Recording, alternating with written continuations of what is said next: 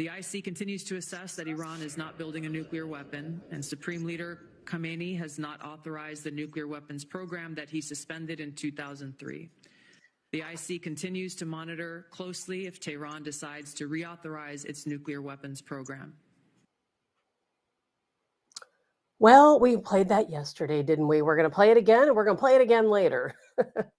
Welcome to Tabs on Tap. I am Tabitha Hassell, and gosh, what day? I don't even know what day it is. Tuesday? It's already been a rough week, and we're only at Tuesday. Good morning.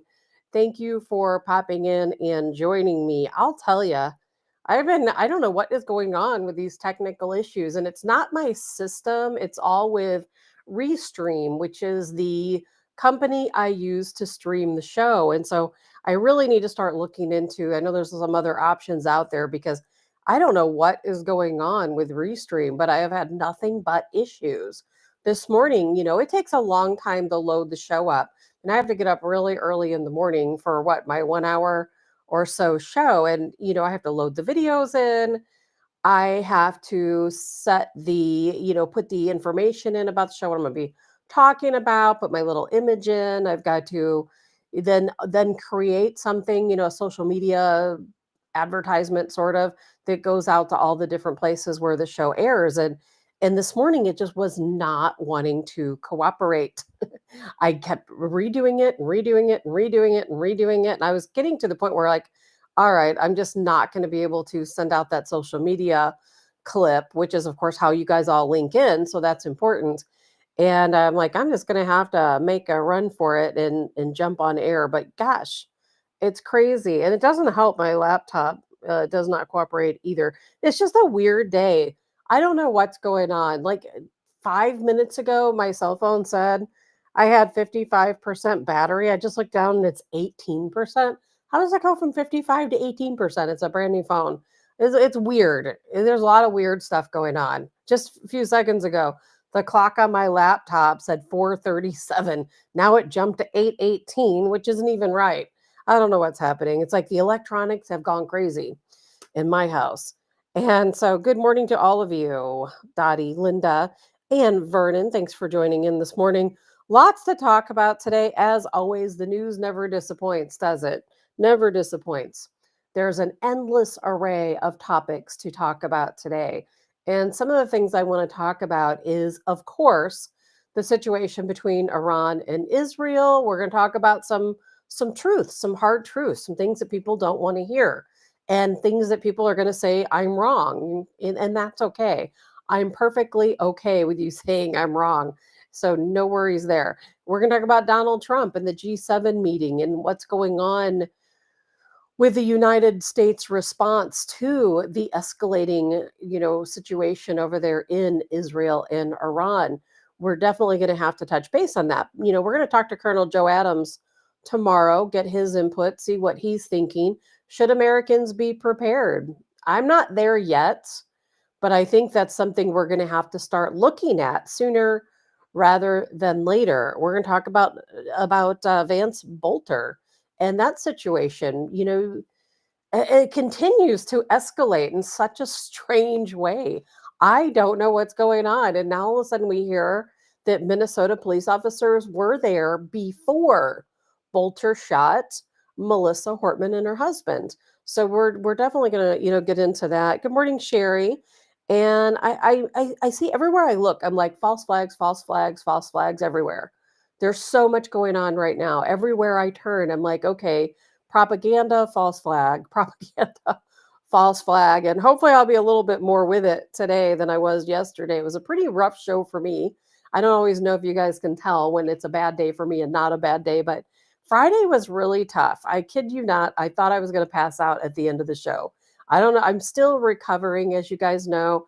I still have something going on in my chest with these lung nodules and my lymph nodes being necrotic and so on in this center area here between my lungs and my heart. And I've been having a lot of chest pain, a lot of radiating pain. And my doctor thinks it's something with my heart. So I'm kind of back and forth doing a lot of different things. And then Friday, it was kind of getting the better of me. If I didn't end the show when I did on Friday, I probably would have passed out standing here. So we don't want that to happen. And yesterday was another kind of rough day. I'm trying to get through the show, but I have these like pains like in the middle of my heart going up like into my collarbone and my neck. And my doctor knows it's nothing new, but I have a lot going on, in that space between my lungs and my heart, infection and other things taking place. So it's to be expected.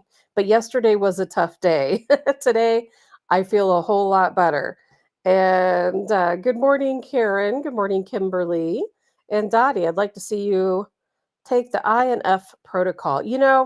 Yeah, Dottie, I'm going to be looking into a lot of different protocols. And I already have. You guys can't see it. I'm drinking some almond milk here with some things in it. And Sherry said, it hurts my heart to hear your heart. Oh, thank you, Sherry. It will be okay. I'm not dying. There's nothing going on. I will be perfectly fine. It's just, it takes time. Sometimes you have this type of situation going on to recover. That's all. It will be okay. I'm on the upside of things, not the downside. So that's positive. And I have another CT. They're going to do another super dimensional CT scan in August, and we'll see how that plays out. Then we'll determine from there if I need to go back and have any kind of surgery or anything else done or any type of treatment. My doctor doesn't want to do any treatment at all right now, so I'm just kind of free flowing it. No treatment, because he doesn't want to do something he shouldn't do.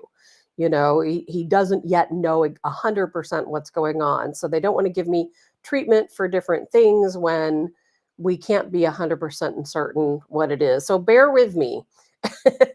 Bear with me on some days when I don't feel well. Today I feel perfectly fine, so I have no excuse if I don't get through the show in the way that I would like to. Yesterday I kid you not, I felt like I was like having a stroke. It's like I just could not get the words out, couldn't get my brain to form a sentence or a thought. It was really crazy. Today, whole different story. And thank you, Linda. It's just, I don't know what happened. My doctor thought that I had histoplasmosis because I have chickens. The radiologist said it was lung cancer. I'm not a candidate. I mean, I don't have a high risk for lung cancer. I've never smoked. I've not been around anything. I don't have any family history. So, but they still can't rule that out. So it's kind of a sit and wait and see what's going on. And that's fine. I'm not worried about it. It's fine. So don't feel sorry for me. There's a lot of people out there who really need our prayers. That's for sure. People who are going through some crazy stuff out there in the world, and in particular, in the situation in Iran and Israel. Those people definitely need our prayers. The civilians, the citizens in both of those countries need our prayers. I saw Marjorie Taylor Greene made a post yesterday saying the same thing. Like let's ask for some prayers for these innocent people who, let's say in the situation of Iran, those people, most of the people in Iran, they don't like their leaders. They don't want those people to be in charge. A lot of them are probably very happy about what Israel is doing. They don't want to see civilian lives lost, especially people, they know and love. However, they also know that we have to get rid of that Iranian regime. And if we don't, the situation is going to continue. The people who are oppressed the most are the people who live in Iran, of course. And then, of course, we have the Israelis. It's no different for them. They're getting blasted. I mean, flat out blasted. And, I'm going to talk about some things today that some of you may not like. You might not like it. And I get it. Talking about Israel is a very difficult topic for anyone who is in podcasting or radio or social media, because if you say the wrong thing, all of a sudden somebody says you're anti-Semitic. You're an anti-Semite. You hate Israel. You're a terrible person. We will no longer talk to you or be friends with you or like you if you say the wrong thing. And I always try to tread lightly, but at the same time, my show is about the truth. And I'm going to talk about the truth, and maybe it upsets some people, maybe it doesn't. I think I've always been pretty straightforward when it comes to my views on not just Israel, but every single country, every country. I am never a fan of the leadership of most countries. And that is because, and it's really just, I get that countries and the leader of a country has to do what they have to do for national security, whether that's Iran or Israel or the United States or Ukraine or Russia. But it doesn't always mean I agree with that particular leader. I don't have anything against Netanyahu himself. I don't know the guy. But I know that Israelis are getting blasted right now, and we're going to talk about that, and we're going to talk about the media coverage in Israel and how things are changing. We're going to talk a little bit about that, and the same with the United States. Under Democrat rule, even under Donald Trump's rule. I love Donald Trump, but I'm going to say some things today that you might not like. And I'm going to say that I'm Donald Trump's number one supporter. I really feel like I am. I've been with that guy since 1999 when he first said he wanted to potentially be the president. I went out, I volunteered. I had my Trump for president buttons, Trump for president 2000. I went, handed them out. I met Donald Trump. He was a fantastic person. So trust me, when I'm critical of Donald Trump, it doesn't mean I don't love the man, and I think Tucker Carlson feels the same. We're going to talk about that. But, there's a lot of truths to be told, and not everyone is going to like those truths. But the truth is the truth, whether we like it or not. We don't like talking about it. We don't like hearing it, but you can't escape what the truth is. And thank you, Todd, for that blessing. Good morning, Joe. Todd, they need to only target military targets. Both sides are targeting civilians. And people will say, well, that's not true. Israel would never target civilians. Well, they are. And that's what happens in war. I'm not blaming them. It's what happens in war, tit for tat. This war is more tit for tat than I've ever seen, maybe in any other war. I thought it was bad between Ukraine and Russia. It's really bad in this situation. Oh, you struck an apartment building. Okay, well, I'm going to go strike your apartment building. You struck my news agency. Okay, I'm going to go and strike your news agency. You're taking out the heads of my military. Well, I'm going to go and take out the heads of your military. It's like tit for tat, back and forth, back and forth. And it's so crazy. It's almost unpredictable what they're going to do next. And Todd says, how long till the streets are full of Iran supporters? I don't know, Todd. I don't know. That's a good question, because I think it would take most people don't really understand Iran, strangely enough. Most people don't understand Iran. And it's something I've talked about for 20 years now. I used to have a show back in the day on 1380 where I talked about Iran all the time, because back then, of course, they had nuclear weapons. Oh, they're so close to nuclear weapons. So we talked about it a lot back then. And if you work in this kind of business, then you're going to talk about Iran a lot, because every 2 or 3 years, they're a month away from developing nuclear weapons. So then you have this threat of war, and then it dissipates. Now, this time it's turned into a war, and it's going to turn into a much bigger war than it is right now. And people, let's see here, Mr. Parnot, people who say the phrase anti-Semitic don't understand Semitic. You can be anti-Israel and not anti-Semitic. This is also true, Mr. Parnot, because you can disagree with a country's leadership, and that doesn't mean you don't support Israel or you don't support the Israeli people.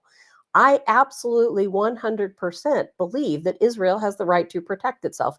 Absolutely 100% so. I absolutely despise the regime of Iran. I can't stand them.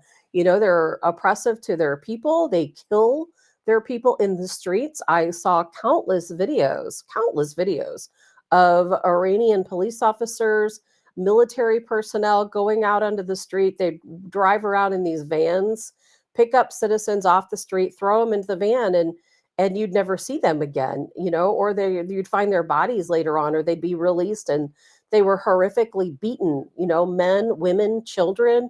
They don't care. They're an absolutely terrible government entity, absolutely terrible people. And I 100% support Israel taking out the Iranian regime. I 100% support it. Do I think we need to help them? No. We are going to help them. Trust me, we are going to help them. Do I support it? Absolutely not. And I might change my mind on that down the road. It depends on how we do it, and how at risk are we for retaliation.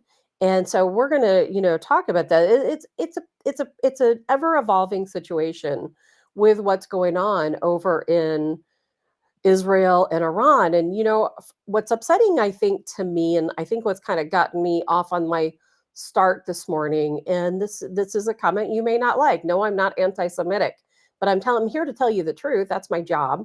This show is about telling the truth, whether people like the truth or they don't like the truth. The fact is, it's getting very difficult to find video of the airstrikes that are taking place in Israel because the Israeli government has threatened citizens not to post video. And they are allegedly making arrests of citizens who are taking video. They've advised their news sources, their, official news organizations not to post photos or video of the Iranian strikes into Israel. And I can only guess and speculate that's because they are getting absolutely blasted. And that doesn't mean that Israel is not strong, that they don't have a strong military. They could wipe out Iran in the the snap of a finger. There's no question about that. They have nuclear weapons.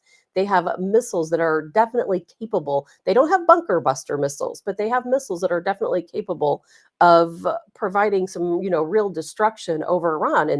And they have Israel has held restraint, and I think that's because they have to.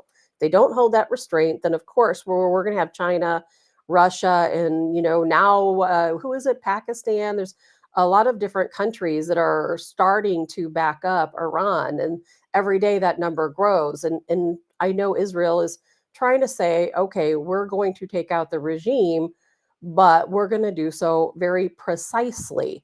And that, I think, is their goal, is to take it out very precisely. But the problem is that they're getting blasted in the meantime. And I've got one last video right now that I have today of some of these strikes going into Israel. And I'll tell you what exactly, I can easily break this down for you in what's happening and why Israel is getting hit so hard. Now, this is no surprise to me. I've been talking about this for as long as I can remember. I have always told people Iran will be a formidable force, not because other countries can't take them out, because any of us could. Any of us could wipe Iran off the face of the earth. But we need to do so without starting World War III. And Iran does have technology. They're, again, like we talked about yesterday, they're a very large country. They have a lot of space. Israel can send these missiles over there, and they're going to hit as much as they can these precise targets. And I don't think Israel is trying to hit apartment buildings and killing people in Iran, but of course Iran is certainly hitting apartment buildings, and I believe trying to kill people in Israel. I see it. I see these videos constantly. The videos are a little bit more difficult to see now.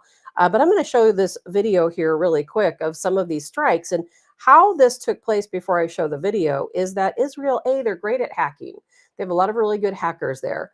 And they're very good at hacking into the Israeli system. So they claim. I don't have any proof that that's true. But we do see that the Iron Dome is not working the way that I'm not going to say the way it's intended, because it is kind of working the way it's intended. But what happens is that, like I said yesterday, Iran's strategy, they have so many missiles. They just have this giant surplus of missiles. And no, they're not the best missiles, 20, 30-year-old missiles that are just sitting in their stockpile all this time, because they've never had to use them. They've never had to use these missiles. They keep making missiles, but they really have not had a lot of opportunity to use them. And so they're throwing those out. But their strategy is to launch 20, 30 missiles at a time to keep the Iron Dome defense systems busy while they launch these hypersonic missiles. And when they launch these hypersonic missiles, the Iron Dome defense system just cannot. It cannot eradicate these hypersonic missiles. It just does not have that capability, nor does anyone else's defense system. There is no defense system for any country who can take care of these hypersonic missiles. They're just too fast. And Iran doesn't have that many of them. So they're pretty discriminate in how many of those they're sending over. And of course, Iran hasn't brought out the big stuff yet. Yesterday, they launched a missile onto that Israeli intelligence base, and they did strike. I'm hearing different reports about that. I'm going to get to that in just a second. But they did launch one of the new missiles. As of right now, we don't know which missile that was. Was it the Ahmad I've been talking about? I don't know.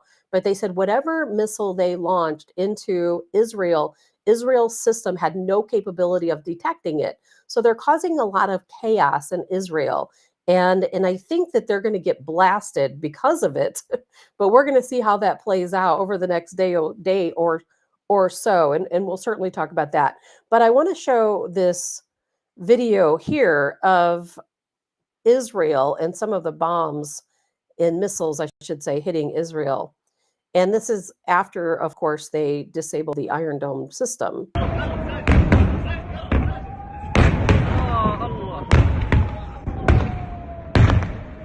I mean, they're just all hitting. Every last one of them is hitting.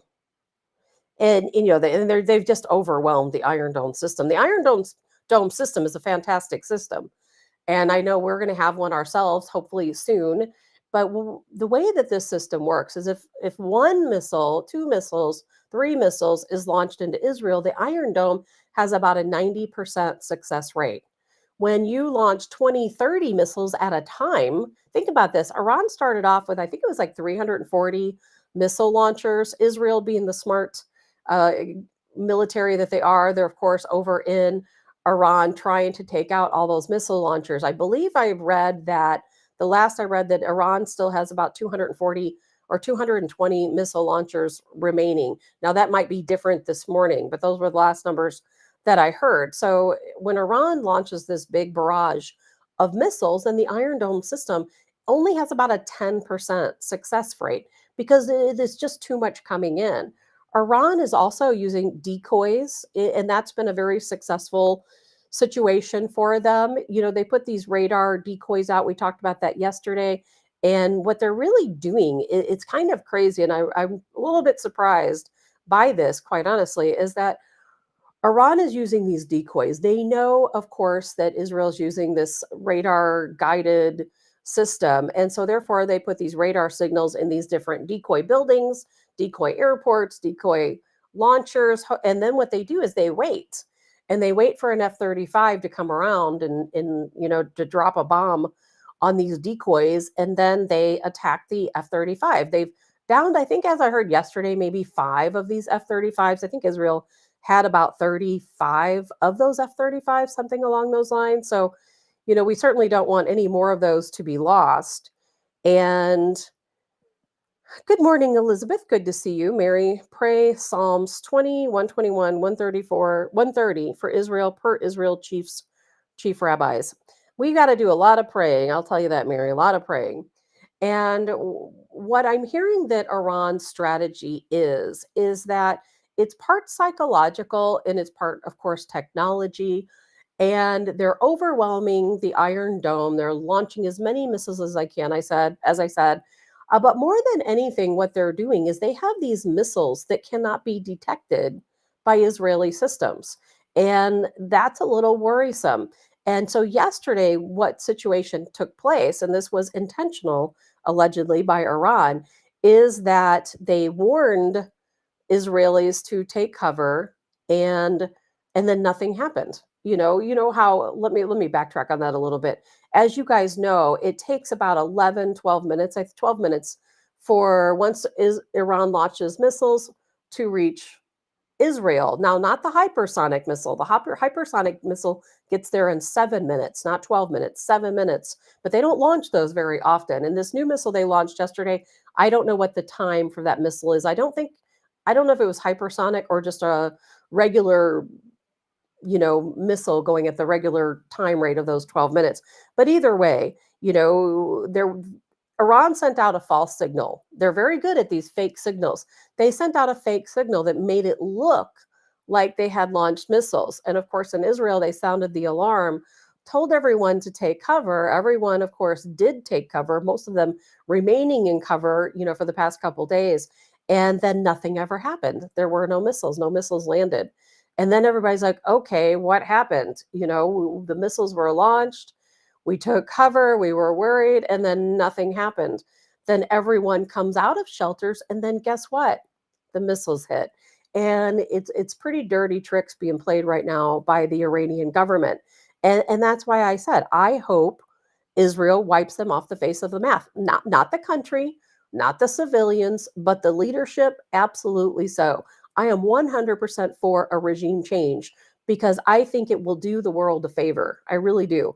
Now I'm hearing, people would want to think, well, why would Russia, why would China, why would any of these countries disagree with a regime change? And this is kind of new. I don't have a lot of information on this, but I've heard that China will absolutely not support a regime change. I've heard that Putin is kind of waiting back to see what happens. Pakistan very much against a regime change, of course, because they're all buddies. Pakistan, of course, becoming more and more supporting of terrorism as the years go on.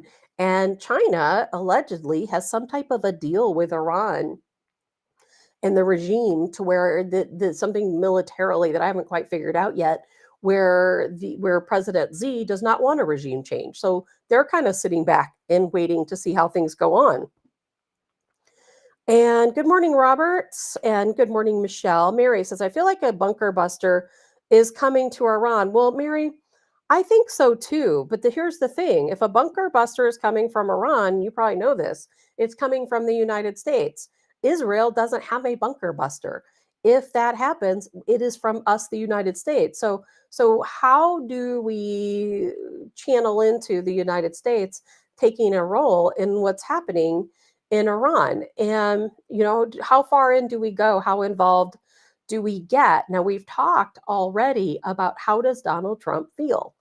Is he in line with joining in? He says he's not. We talked about this yesterday. He says he's not.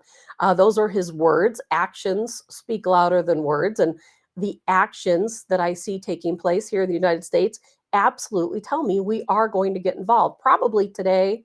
I thought it was maybe going to be yesterday, probably today, probably tomorrow. It's going to happen very soon. This is not going to play out. And then people want to say, well, Iran is ready to go to the table and talk. I've not seen that. I think that's propaganda. And Donald Trump kind of even alluded to that being propaganda because he made a post yesterday on Truth Social that said, I have not talked to Iran about any type of truce or peace deal. That has not happened. It's fake news. I don't believe that's true. I think that if Iran really wanted to work out peace with Israel, guess what? They'd quit killing their citizens. Israel is very much looking like Gaza right now, and people don't want to hear that, but it is the truth. And it's a really bad situation. We don't see those videos because, as I said a minute ago, Israel had pretty much, I wouldn't call it a complete media blackout on the attack against Israel, but I would say it's pretty close to a media blackout. And people, a lot of Israelis are getting a little bit concerned. And the reason why is because they can't leave. There's a lot of Israelis that have dual citizenship. There's a lot of diplomats, foreign diplomats in Israel right now. There's a lot of tourists in Israel right now. Now, Israel said that the diplomats, the tourists, and those people with dual citizenship will be able to leave, but not anytime soon. The airports are closed, no commercial flights in or out at this time, for good reason, of course. You never know when these missiles are going to be, flying through the air and what they may or may not strike. But there are a lot of people getting upset. A lot of people want to leave. And they're kind of, I think from what I understand, feeling a little bit like fish in a barrel, is the only thing I can explain. Israel's a very small country. They don't have a lot of room to go. And Iran is just starting to indiscriminately strike into civilian areas. They struck another apartment complex yesterday, with people in it, and they are still continuing to rescue these people right now. I can't show you a video because of the blackout. And I did watch a video of media in Israel covering one of these bombings, and you see the Israeli police come up and they take their cameras and they tell them they have to leave. They don't want this coverage out there, obviously, because they don't want to be viewed as weak, as best I can assume. They don't want their citizens to panic. I completely understand. But I like the idea of being able to see what's going on, but we're not going to see a lot of the damage anytime soon. They're just not going to let us see it. They're allegedly arresting citizens who are videotaping the damage and fining them. So we're probably not going to see a lot of video coverage coming out of Israel right now. But eventually we'll get a little bit more information. Mary says, would we start taking Iranian refugees? I doubt it. I absolutely do not see that happening. I don't see that happening because that's a lot like saying, let's take Syrian refugees or, let's take refugees from Gaza. We don't know who is who. We really have no way to prove that this person is not a dangerous person or somebody who's not tied to terrorism. So I don't expect that to happen. Charles says, have you tried to bring Israel up on Google Earth yet? Maybe that will show damage if it's not blacked out either. The problem with that, Charles, is Google Earth is not live. And so you can't necessarily see what happened today because it all depends on when the satellite traveled through that area last. It's not live. So I doubt that it shows much damage. It may be a little bit, but you can't really count on Google Earth too much. I doubt they blacked it out. I'll do that later just to see, but I don't think you can. But you can see, just by this video alone. I'm going to show this video again because it's real quick here. And I've got a lot of videos just like this. And this is an Iranian attack against Israel.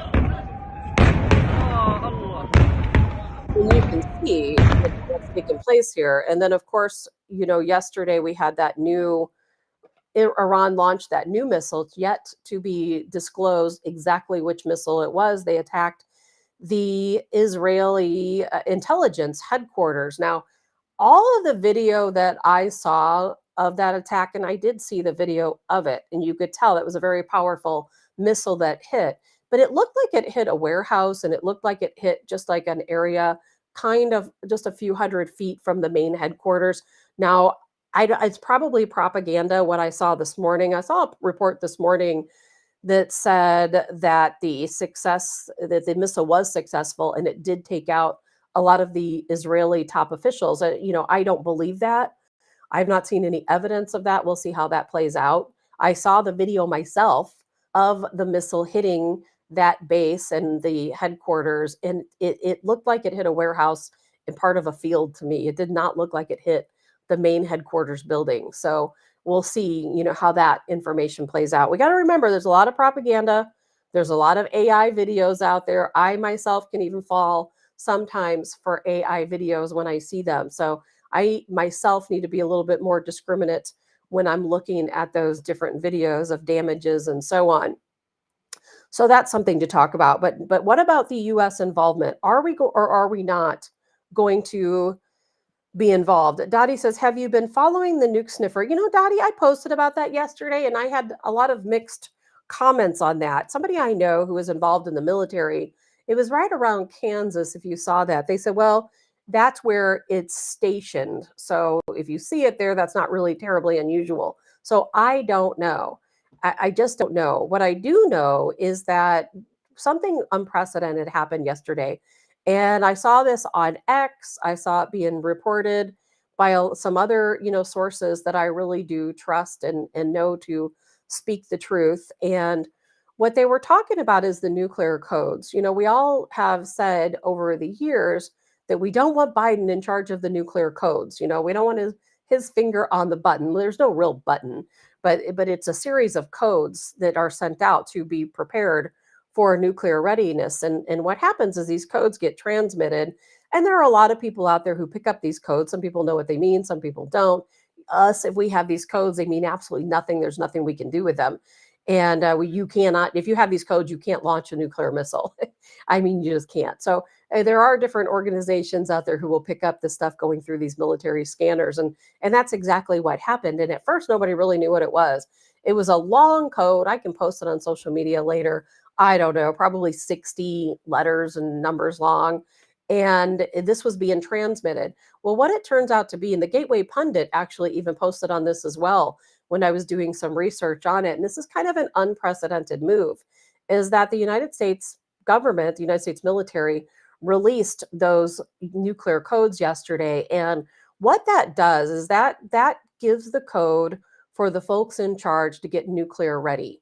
It doesn't mean we're ready to launch. Well, actually, it does mean we're ready to launch, but it doesn't mean we're going to launch. That's what I'm trying to say. So they are preparing our nuclear weapons for launch. That's obvious. That's a fact. Can't get around that. We are preparing our nuclear weapons for launch. But that would be, I would believe, in a defense, situation. If we're attacked, we want to make sure we're ready and prepared because we don't know we don't know what's going to happen next. I don't personally think Iran has nuclear weapons, but some of their buddies probably do. I have no doubt in my mind that there is already a suitcase type dirty weapon here already in the United States. Where is it? I don't know. But it's here. I will bet you my life that it's here. At least one. Colonel Joe Adams talked about that on the show, a while back. It's here. We'll ask him tomorrow, what he thinks about that. But we're ready. We're getting prepared for war. There's no way around it. Nobody can tell us that we're not. The writing's on the wall. Donald Trump's words might say, no, we're not going to do anything unless they attack us, which I'm going to talk about. But we are ready. Our nuclear codes have been given. The nuclear weapons are being prepared for readiness. Doesn't mean we're going to launch them. But I don't recall this ever happening before. So, we're definitely down the line a lot further than where we would normally be in this type of situation. Even with all that talk about nuclear weapons back and forth with Russia, we never transmitted the code. We never prepared our nuclear weapons for battle. And that is the step that we've just taken. I believe that, again, happening yesterday. But where do we stand? We had those NATO exercises taking place in Finland. We sent about 35 tankers, to Finland, and everybody saw them leave. They're like, oh, those are going to the Middle East. And everyone's like, no, they're not. They're going to Finland. They're going to go over their fuel tankers, of course, to Finland for these exercises. Well, guess what? The exercises in Finland are over, and those tankers went straight to the Middle East. We have ships in the Middle East. We are prepared to send our fighter jets over to the Middle East. We're preparing our troops to go to the Middle East. Now, as of right now, that's just in a defensive nature. As of now, at least as of what I know, are we preparing for more than that? Of course, nobody knows that but Donald Trump and his closest allies. And as you guys know, Donald Trump was at the G7 meeting yesterday, and I'm going to show you this clip because these people hate him. And then we're going to talk a little bit about what Donald Trump said about this situation. Boelter approached Representative Hortman's home. Wrong video. Here we go. We're going to talk about that too here in a minute. Is there a reason you can't do the good from here, sir? We've got a bit more work to do. All of these people hate Donald Trump. Ursula von der Leyen there in the front. I can't stand that woman. Schultz, Starmer, Maloney, Macron.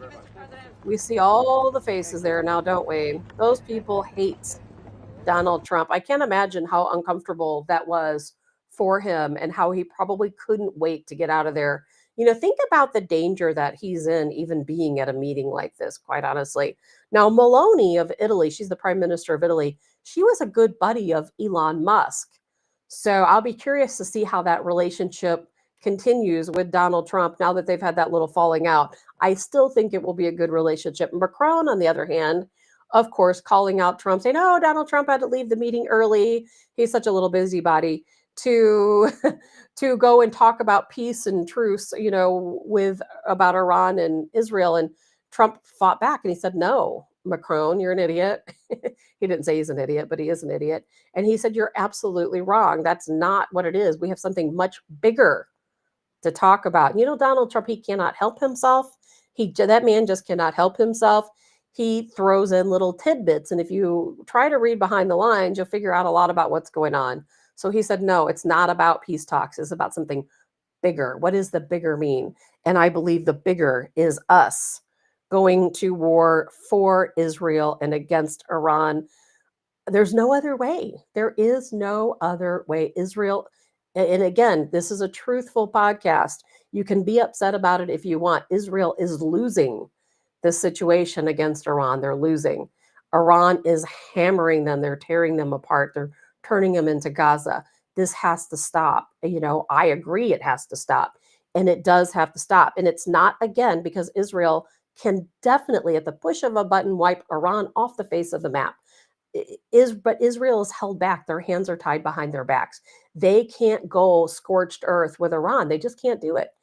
Because if they do, they're going to be fighting all of the BRICS countries. So they cannot do that. It's not that they don't have the weaponry or the capability of winning this war. It's because their hands are tied behind their back. if they do, they're going to be blasted by all of these other countries. And that's something, of course, they don't want to happen. So I get it. I'm not trying to talk bad about Israel, but this is just the truth of the situation. It's not because they're not militarily prepared. It is because A, their Iron Dome system is not meant for these barrages of missiles, and B, because their hands are tied behind their back. They need the United States to step in. We have the bunker buster. If Donald Trump truly believes there are nuclear weapons so close to completion in Iran, then he is going to make that move, and he is going to say, okay, let's go in with that bunker buster. Let's break apart these nuclear facilities with as few civilian casualties as we can. And then, of course, what's the next step from there? We'll have to ask Colonel Joe Adams, because I don't know what the next step is from there. I don't know. It can go a lot of different directions. But, here's some other information. Now, here, I'm going to show you a couple different things. I played this video of Tulsi Gabbard at the beginning of the show, and I'm going to play it again really quick. And then I'm going to show you Donald Trump's response to this video. Now, I played this video yesterday, and it's kind of funny because then later on yesterday and today, everybody's playing it. Because, I would normally say I don't trust our intelligence agencies. Remember when Hillary Clinton sat there and said, 47 intelligence agencies all said Donald Trump was involved with Russia. Remember that? But those were her intelligence agencies. We have to remember that under Donald Trump, he has his own intelligence people working for him. So these are not Hillary Clinton's or Biden's or Obama's intelligence folks. These are Trump's intelligence agencies who are telling us that there is no weapon, no nuclear weapon or nuclear capabilities in Iran. That's why I say this is a false flag. It's a regime change. We talked about it yesterday. So I'm going to show you Tulsi Gabbard, then I'm going to show you Trump's response.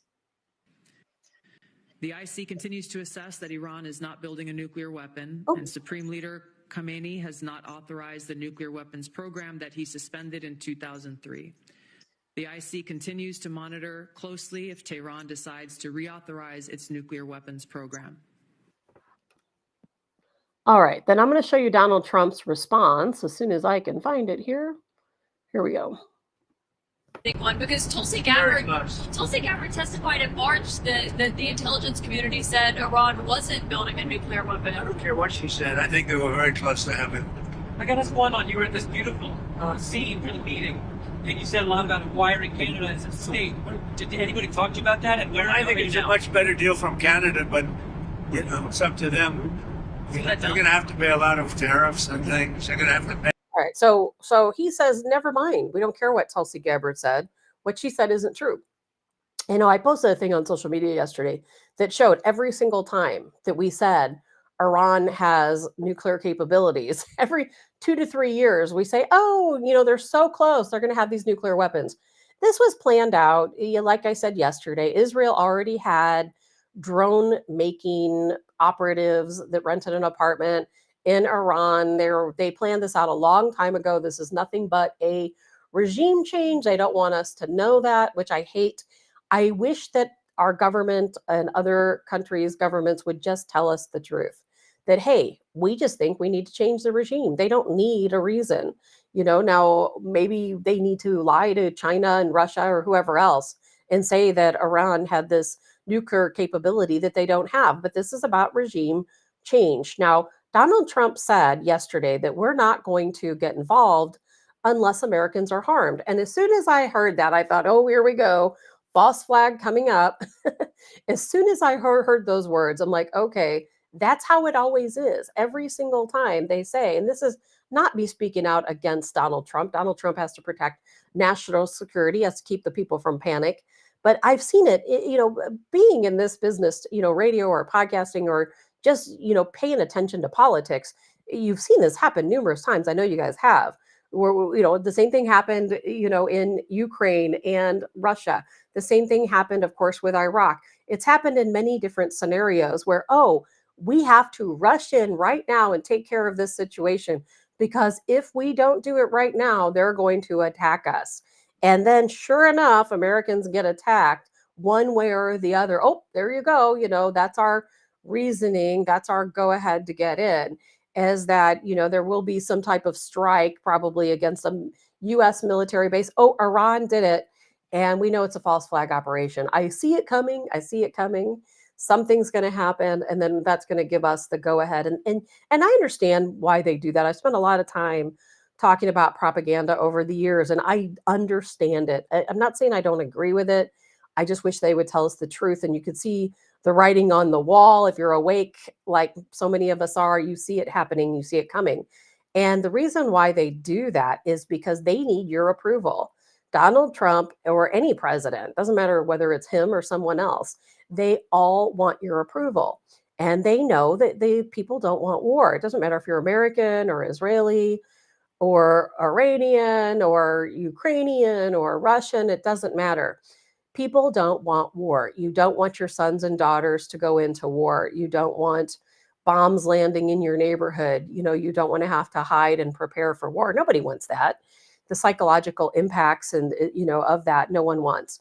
And so every government has to have a reason to go into war. And just simply saying we want a regime change isn't enough reason. Look at what happened in Libya. Look what happened in Iraq. Weapons of mass destruction. Oh, the terrorists are selling arms back and forth. And, we were behind it, every single time, these false flags. And I'm not going to get into 9/11 today, but we will talk about that another time. Speaking of false flags and a reason to go in and attack another country. And I think that's exactly what's happening here. We're talking about nuclear weapons in Iran. I don't believe nuclear weapons are in Iran. I don't think they're capable of creating them. I don't even think they're trying to create them, quite honestly. And I don't think they're anywhere near it. And what's interesting about that is a lot of Americans are divided. Some say, oh, let's just go, let's get rid of that regime and take care of it. A lot of them are like, no, let's not get involved. I'm kind of the in-between. I'm kind of in the in-between. And Colonel Joe Adams, can't wait to see you coming on. And so let's see here. Mr. Parnot, Trump just discredited his own intelligence agencies. He did, but he has to, Mr. Parnot. He has to do that because if he doesn't, then we don't have a reason. You cannot legally, there's rules to war. You cannot legally go into another country and conduct a regime change. You just can't do that. You have to have a reason to do it. So Donald Trump knows this is about regime change. Many of us know it's about regime change. However, he can't just say, oh, we don't like them, we're going to go in and replace them. And same with Saddam Hussein back in the day. You have to have a reason, and that reason has to be a threat to other nations. So our excuse is that Iran has these nuclear weapons. If they have nuclear weapons, then they're going to use them against us. They're going to use them against Israel and a lot of other countries. And the other excuse is that if Iran has nuclear weapons, then guess who else is going to create a nuclear weapons race in the Middle East? Then we're going to have Egypt. We're going to have Pakistan. We're going to have all these different countries, building nuclear weapons. And the last thing anybody wants is nuclear weapons in the Middle East. That is the last thing any of us want. And so therefore, we have to have that excuse. So Donald Trump knows probably that those intelligence reports are correct, but he's not going to be able to admit to that. And I'm sure he's probably pulled Tulsi Gabbard aside and said, hey, I love what you're doing. Of course, she said that back in March, not recently, although she recently did post that video on nuclear weapons and the destruction that takes place in nuclear weapons that we played yesterday. But I'm sure he pulled her aside to say, hey, no offense to you, but this is what we've got to do. This is the way we have to handle our national security right now. And so and of course, Donald Trump lashed out at Tucker Carlson. Also, here's Tucker Carlson talking to Steve Bannon. Now, I agree completely with Tucker Carlson here. I really do. And of course, Donald Trump responded back that he's kooky and all this other stuff. So they might not be friends anymore. I don't know, but we'll see. We'll play this little clip here. I actually really love Trump. I think he's a deeply humane, kind person. And I am saying this because I'm really afraid that my country's going to be further weakened by this. I think we're going to see the end of American empire, obviously. Other nations would like to see that, and this is a perfect way to scuttle the USS America on the shoals of Iran. But it's also going to end, I believe, Trump's presidency and effectively end it. And so that's why I'm saying this. What do you mean by that? That's coming from you. That's look, I knew Bush. I knew George W. Bush. We had family connections to Bush. I knew Bush personally. I still see Bush sometimes. And, of course, he hates me, and he does because I criticized him on Iraq. And that war is the sum total, from a historical perspective, of his administration. But I knew him, and he had all kinds of plans for the things that he wanted to do. But once domestically, right, to improve the country. Right. And you may agree or disagree, but in his mind, he wasn't just about the invasion of Iraq in March of 2000. Oh, no. He was going to redo Social Security. He had all 100%. all types of. He was going to take care of the entitlements issue. And he really thought it was going to work. Yep. And you could laugh at that or whatever, but the point is, the second you get enmeshed in a real war, not a fake, let's go bomb the villagers and declare success, though we don't even have a good track record. Why are the Houthis still there? No, there's a whole other question, right, which is how prepared is the U.S. military for a real conflict? And the answer is totally unprepared. Scary unprepared. I don't think people understand. Now, it's when Tucker said that it would effectively end Trump's presidency. That's the only part I can't figure out. Maybe you guys have the answer to that. I don't see how going to war on the side of Israel against Iran is going to end Trump's presidency. Unless he's convicted of war crimes, or which I can't see happening because I've seen a lot of war crimes taking place and those people have not been convicted. I don't see that being the case. And yes, Democrats might try to impeach him if we go to war. I don't know. I don't see how that's going to end Trump's presidency. It might put a stain on his presidency to some degree, but I don't know anyone out there who thinks we shouldn't have a regime change in Iran. I don't know anyone that thinks about that, but it's about how do we go about that without creating World War III. If they have any meeting, that's probably what it was. And the meeting they had yesterday, by the way, was an emergency meeting, but it wasn't a situation where Trump was at G7 and somebody calls and said, we got to talk right now. We talked about this yesterday before he went to G7 and said, hey, they have a meeting. It's already been planned. It's an emergency meeting at the Pentagon. So that's what Trump was doing. He didn't get some emergency call. It was already a meeting that was planned to talk about this situation. And if I would think anything was going on in that meeting, it's how do we do this? How do we do this? How do we get in and take out the regime? And who do we replace them with? And how do we do it without starting World War III? And I can guarantee you that Trump is probably contacting Putin and Xi and all these other people saying, how do we do this and keep your support? I don't know. I don't know. I'm only speculating. Then we have Netanyahu, who's talking about a nuclear bomb, possibly dropping it, or a missile in New York City. So let's hear from Netanyahu. It's Tel Aviv. Here. Tomorrow it's New York. I understand America first. I don't understand America dead. That's what these people want. They chant death to America. So we're doing something that is in the service of mankind, of humanity, and it's a battle of good against evil. America should and does stand with the good. That's what President Trump is doing, and I deeply appreciate his support. John Carl joins me now. So, John, what else did he say? Well, they go on to talk about, America first, America this and that. I understand, but if we're going to get attacked in New York City by a nuclear weapon, I don't know it's going to come from Iran. I don't think they have nuclear weapons. I think it's going to come from a dirty bomb or a suitcase bomb, and I bet you it's already there. I bet you it's already there, so I don't know. You guys are going to have to think for yourselves on this one and decide, are you okay with going to war? Is it worth it? How far is it going to go? Can we replace the regime without starting World War III? We see the writing on the wall. We're going to see the writing on the wall a little bit more every day. By tomorrow, something strategic has probably already taken place. So we'll see what happens with that. We'll have Colonel Joe Adams joining us tomorrow from the Washington Guard.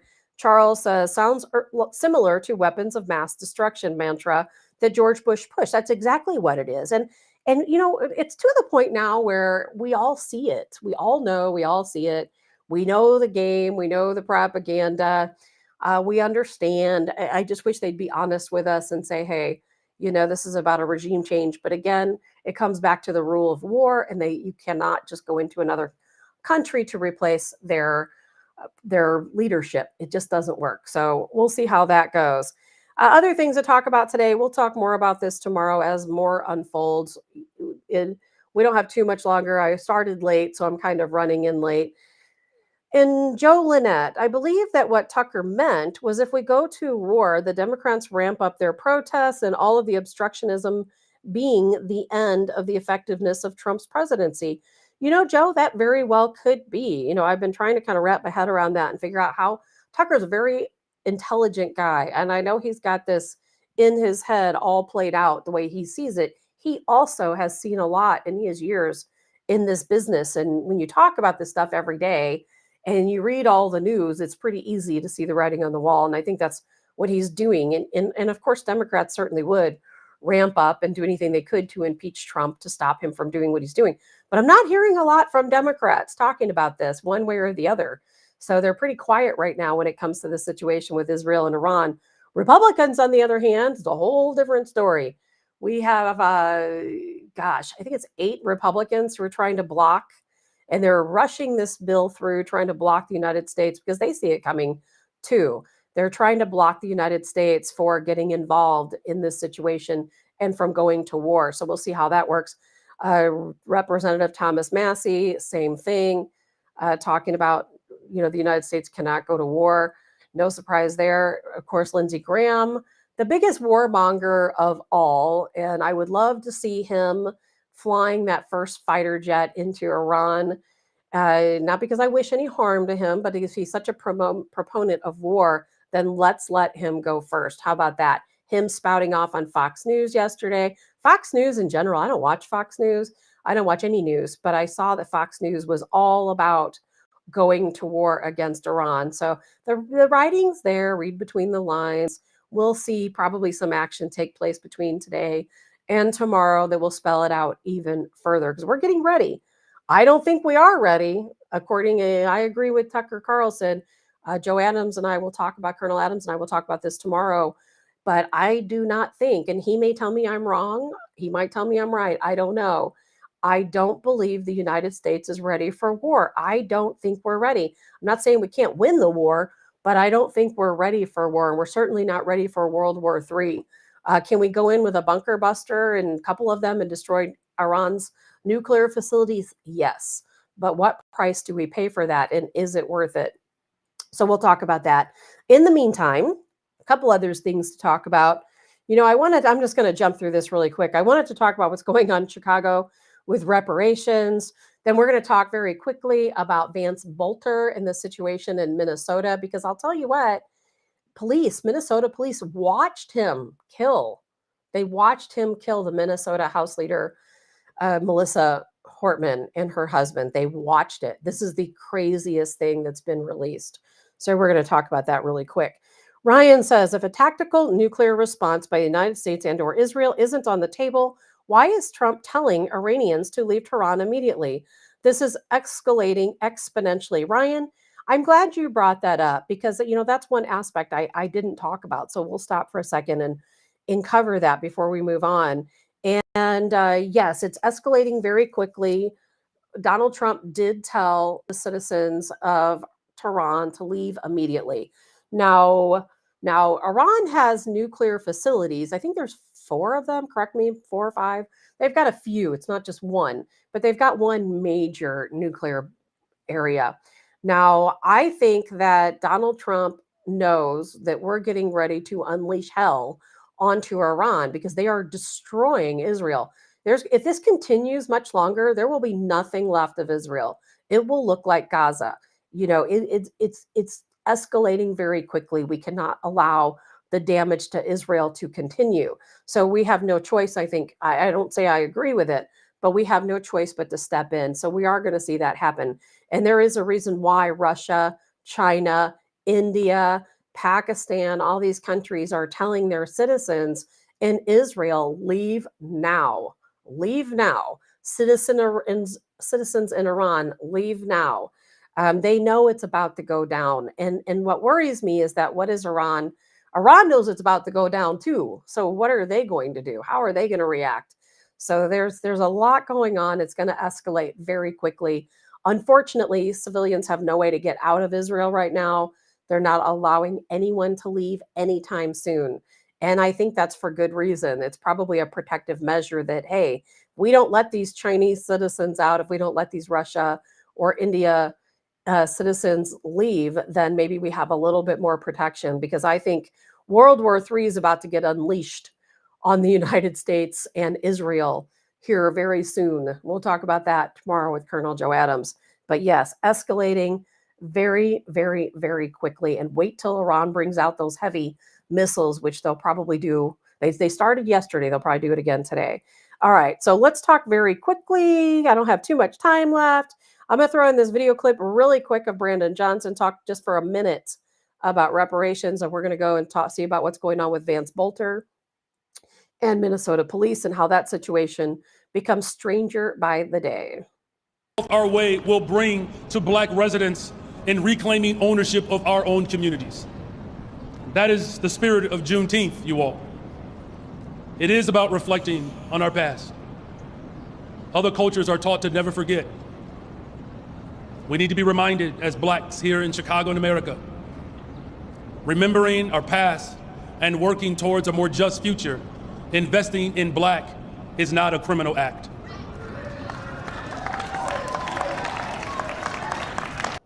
All right, so I'm going to stop that video there. He goes on to talk a little bit more and what this is about.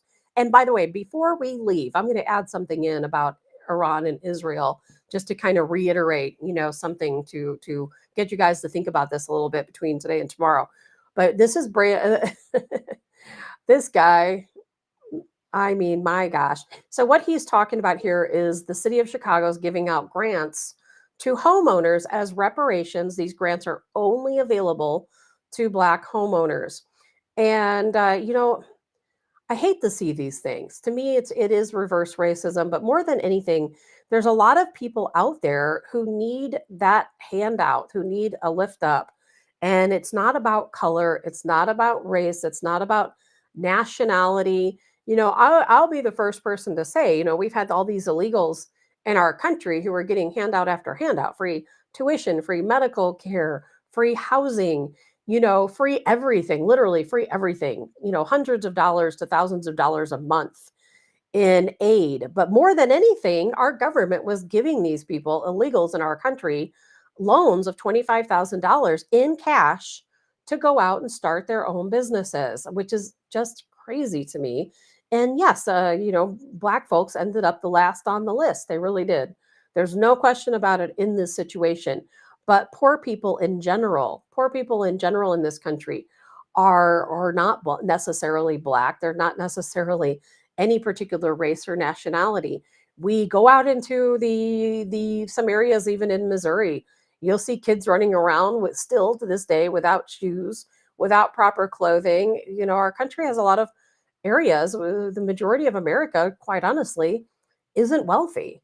And there's a lot of people who need some help, not just Black Americans. A lot of people need some help. If you're going to be giving out grants, give it to the people who need it the most, not based on color, not based on race, not based on religion, not based on political status, or they're here legally or illegally.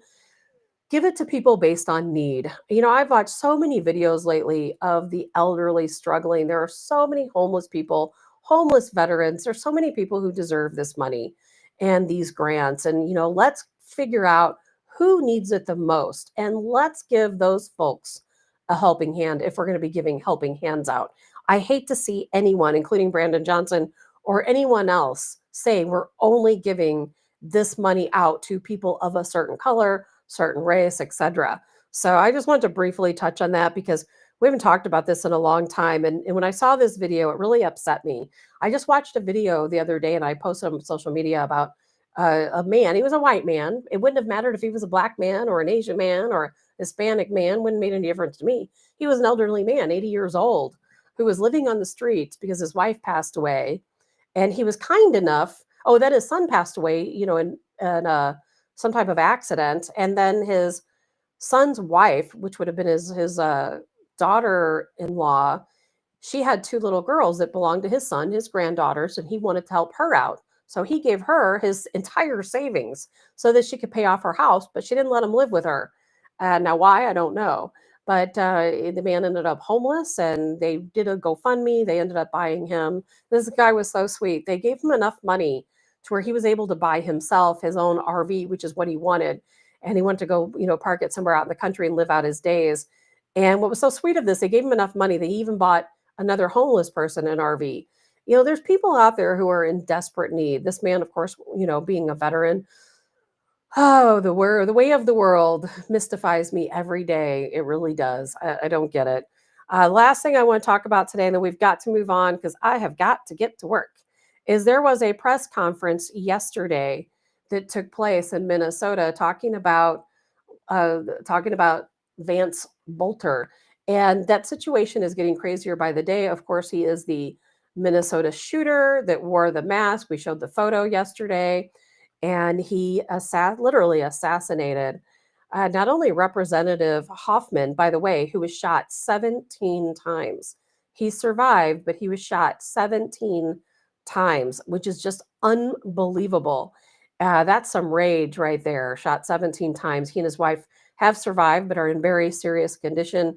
And then, of course, he went on to Representative Melissa Hortman's house, and it's kind of crazy. We were talking about this yesterday, how this has played out, that he actually did not shoot Melissa Hortman and her husband until after police arrived. So you can hear this press conference for yourself very quickly here. Boelter approached Representative Hortman's home, again dressed as a police. Boelter approached Representative Hortman's home, again dressed as a police officer, wearing the tactical vest and body armor, and wearing that hyper-realistic mask. He was armed and carrying a flashlight. Before he entered the home, 2 Brooklyn Park police officers arrived at the scene. They too had been dispatched to check on Representative Hortman after learning of the shooting of Senator Hortman. When they arrived at the scene, they saw Boelter's black SUV parked in the driveway with the emergency lights flashing, and they saw Boelter standing in front of the house several feet from the door. When Boelter saw the officers get out of the car, he drew his weapon and began firing. He rushed into the house through the front door, firing into it. He repeatedly fired into the house, and when he entered, he murdered Representative Hortman and her husband, Mark. The Brooklyn Park police officers fired at Boelter as he rushed into the home, but he escaped into the home and out the back. Officers recovered Boelter's 9mm Beretta, along with the body armor and the mask, behind the home along his path of flight when he fled on foot. They later searched Boelter's car, where they found 5 more firearms, including assault-style rifles and a large quantity of ammunition. Boelter also had in his car notebooks containing a list of more than 45 Minnesota state and federal elected officials, including Representative Hortman. Now, Boelter planned his attack carefully. He researched his victims and their families. He used the internet and other tools to find their addresses and names, the names of their family members. He conducted surveillance of their homes and took notes about the location of their homes. All right, I'm going to stop that there. I don't have too much time left. That's a longer video. I'll post it later for anyone who wants to see the whole video. But you get the gist of what's going on here. I said yesterday, I'll say it again. I think this was a false flag in the making. I think he's a paid operative. I don't think nobody goes through. Well, I'm not going to say nobody. Most people don't go through all that research. And originally, before they found out who this guy was, that it was Vance Boelter. Nobody can say his last name for some reason. It's like a mystery rhyme. Vance Boelter. Before that even took place, before they really talked about who he was, they said this was targeted. It was done by a professional. I don't know if this guy would be considered a professional, but there's a lot of things about him we may not know. We may never know. But the way he planned this out and the way he targeted these people, not to say that an individual couldn't do the groundwork. I absolutely believe his roommates know. I believe his wife knew. I believe everybody in his little inner circle knew exactly what was going on and probably assisted him with that research. So I won't be surprised if we don't see more arrests taking place. And it's pretty interesting. I think he got caught in the act by a couple of Minnesota police officers who really didn't know what was going on, of course, and I don't think they expected him to get caught in the act. I think that he would have left those No Kings flyers laying around, and I think he would have made a run for it successfully. His wife had everything ready, passports, $50,000 in cash. She had weapons, she had ammunition. They were planning on making a run for it. He was not supposed to get caught, but the plan didn't go as expected. And then we hear that these Minnesota police officers sat there and he executed Melissa Hortman and her husband in front of their very eyes, and they didn't do a darn thing about it. Now, I wasn't there. I haven't seen any kind of footage. I don't know. Maybe they didn't have a shot. Maybe they didn't have a way. But man, I've seen police officers rush into schools and shoot, active shooters. I've seen them rush into grocery stores, out into the streets, and one officer, two officers, etc. And I get that it probably happened fast. I don't feel like I have the ability or credibility to be able to go, talk about what police officers did or didn't do wrong. So I don't want to be overly critical since I don't have all the details. But man, it sure makes you think false flag, doesn't it? I can't be the only one thinking that that's what this was supposed to be. And then we talk about, well, how was Governor Walz involved? Was he involved? We don't know. I think a lot of people are going to be talking about it if they're not already. So I wanted to touch base on that. That story gets stranger by the day. It is definitely past my time. I was supposed to start work at 9, so I'm really running late. But I wanted to throw one last thing in there. And Ryan, you made this last comment about the tactical nuclear response. And Ryan, I don't think you were probably on the show earlier, and you might not be here now. Earlier, we did talk about the United States took that unprecedented step of giving the launch codes so that not the launch codes, I keep saying that, giving the nuclear preparedness codes. So our nuclear weapons are being prepared right now. They're being prepared to launch just in case we need them. Is that because we're going to launch a tactical nuke into Iran? I highly doubt it. I'm sure that's defensive in nature. And I just read, as I was playing that video, that Trump has sent a delegation to Iran to talk about peace. So we'll see if that plays out. We sent many delegations to Ukraine, Russia, trying to work out a peace deal. Never happened. So we'll see how far this goes. And of course, Netanyahu said it doesn't matter. It's too late for peace, too late to work out a deal. So it may all be for no reason in the end anyway. We'll see how this all plays out, but I hope you guys have a really good day.